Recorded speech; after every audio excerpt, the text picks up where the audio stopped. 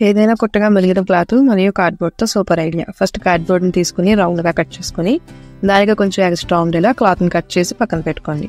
ఇప్పుడు కార్డ్బోర్డ్ మీద gum apply చేసి రెండు వైపులా మనం కట్ చేసుకున్న క్లాత్ని అంటించేసుకోండి.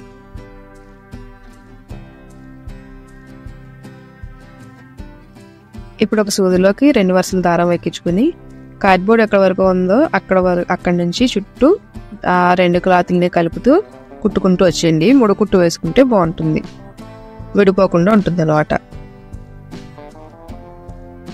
ఫస్ట్ సూది మీదకు తీసి తర్వాత మళ్ళీ సూది కింద నుంచి మీదకు తీసి మీద నుంచి దారం తీస్తే ముడిపడుతుంది. అక్కడ సేమ్ అదే విధంగా చుట్టూ కుట్టుకుంటూ వచ్చేయండి. ఈ వీడియో మొత్తం చూసిన తర్వాత మీకు నచ్చినట్లయితే లైక్ చేసి షేర్ చేసి సబ్స్క్రైబ్ చేసుకోండి.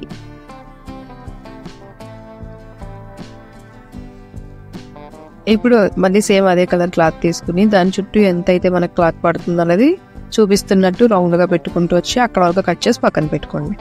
ఇప్పుడు మనం ముందు జాయింట్ చేసుకున్నది మనం కట్ చేసుకుని జాయింట్ చేసుకున్నది 2 ఆపోజిట్లో వచ్చేలాగా మళ్ళీ సూదిలోకి దారం వేసుకుని 3 కుట్టుతో కుట్టుకుంటూ వచ్చేయండి.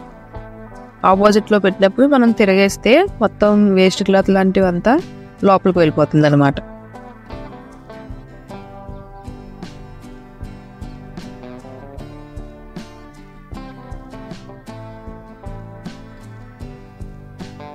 సో మొత్తం కుట్టిన తర్వాత అలా వస్తుంది.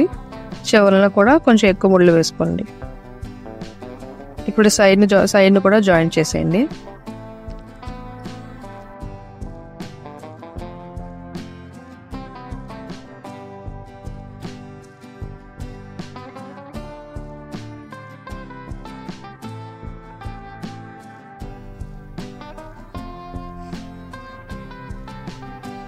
పైన కూడా జాయింట్ చేసుకున్నాక చుట్టూ అలా వస్తుంది అనమాట. ఇప్పుడు సైడ్ని కొంచెం గ్యాప్ కుట్లు వేసుకోకుండా ఉంచుకుని పైన చూపిస్తున్న విధంగా మడత పెట్టుకుని రన్నింగ్ స్టిచ్ వేసుకోవాలంటే ముడి వేసుకోకుండా నార్మల్గా ఏదైనా కుట్టుకుంటాం కదా అలా కుట్టుకుంటూ వచ్చేయాలి.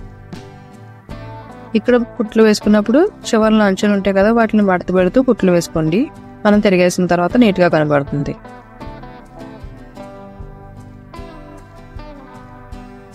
సేమ్ 2 వైపులా అదే విధంగా కుట్టేసి ఇప్పుడు దాన్ని రివర్స్ చేస్తున్నాడు చూడండి. సో రివర్స్ చేస్తే మనం కుట్టుకున్న జాయింట్లు వేస్ట్ క్లాత్ లాంటిదంతా లోపలికి వెళ్ళిపోతుంది.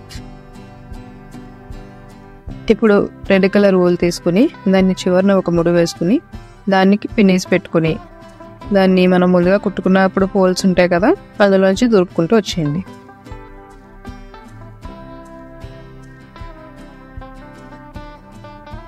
ఒకవైపు మొత్తం దూరిపిన తర్వాత సేమ్ పక్క దాంట్లోంచి దాన్ని బయటకు తీసేయండి.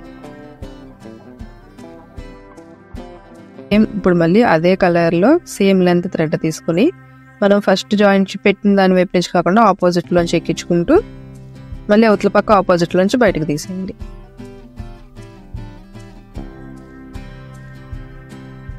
సో అంతే, రెడీ అయిపోయింది. మీ దగ్గర మీకు స్టోన్స్ లాంటివి ఏమన్నా ఉంటే టచ్ చేసుకోండి.